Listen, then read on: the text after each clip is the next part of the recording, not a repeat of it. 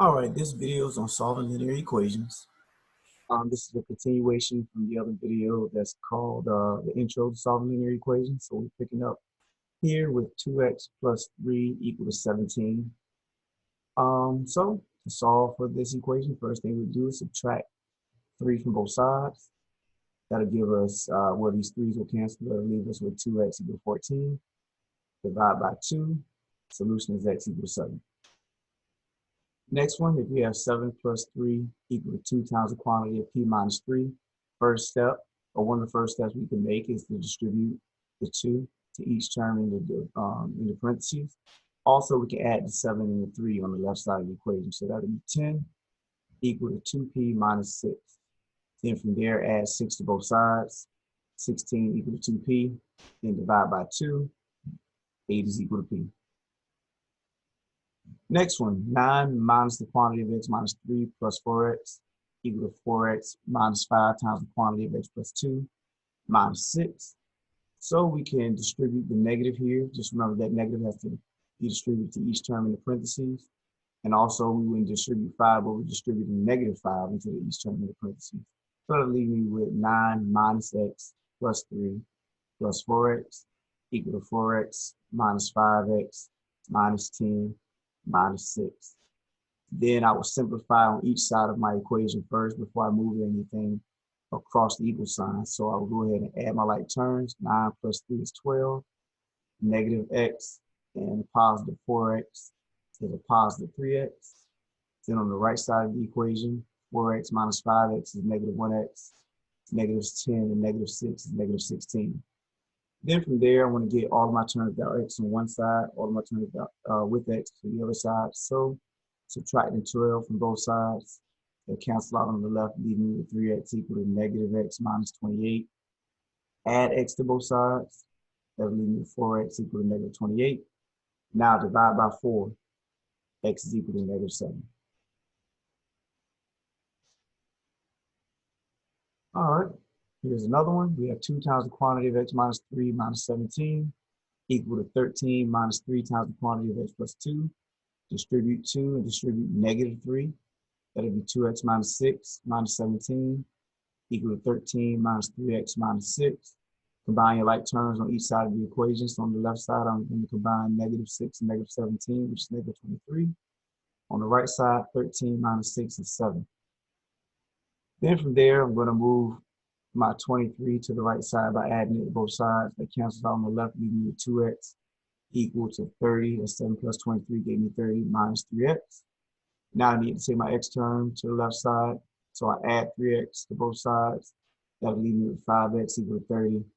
Finally, divided by 5 on both sides will give me x equal to 6.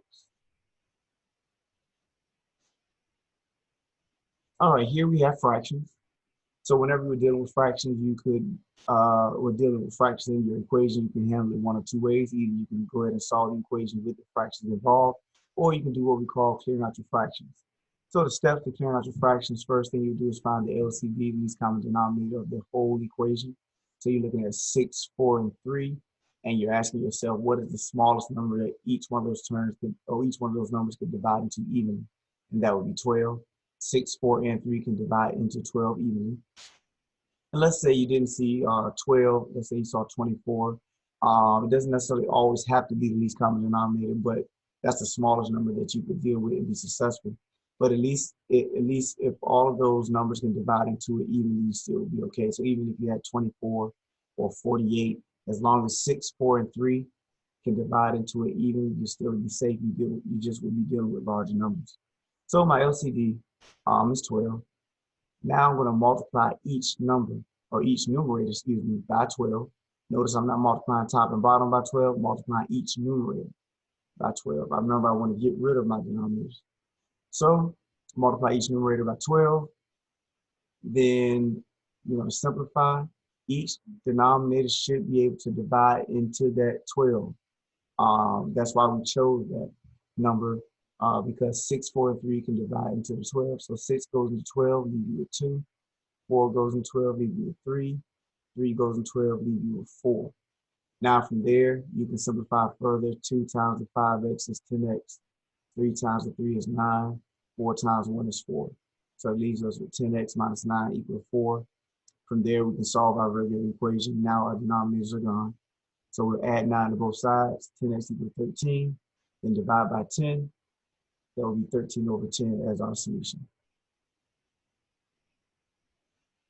All right, so let's do it again. We have x minus 3 over 4 equal to 5 over 14 minus x plus 5 over 7. LCD in this case would be 28. 4, 14, and 7 can divide into 28 evenly.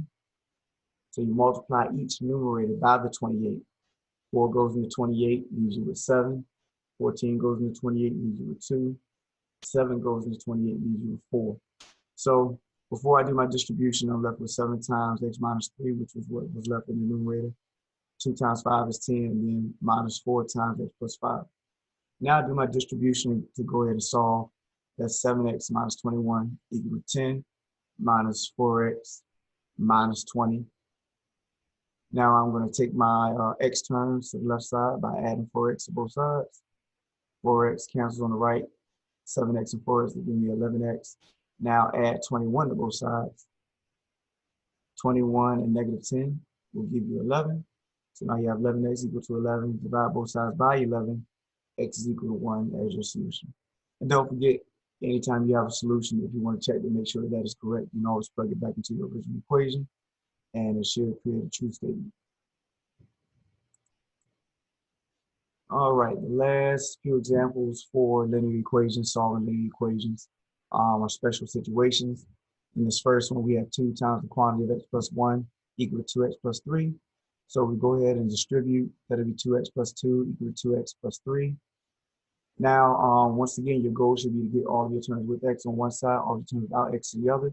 If I decide to subtract 2x from both sides, notice 2x cancels on the right, but it will also cancel on the left. Remember, if 2x minus 2x will cancel out on one side, 2x minus 2x also has to cancel out on the other side. Be careful. A lot of times people are afraid to let their terms cancel out, but if they do it on one side, they have to do it on the other. That's just straight mathematics. And what that leaves me with is 2 equal to 3, which is a false statement. The answer isn't false. I'm just saying that you have a false statement here. Also, you could have moved the 2 first and would have had 0 equal to 1. You could have had negative 1 equal to 0. Either way, you have a false statement. So whenever your variables cancel and you have a false statement, your answer is no solution. All right. So here in this next one, last one for this video, 4x plus 6 equal to 6 times the quantity of x plus 1 minus 2x. We have 4x plus 6 distributed at 6. That'll be 6x plus 6 minus 2x. Add your like terms. 6x minus 2x gives you 4x.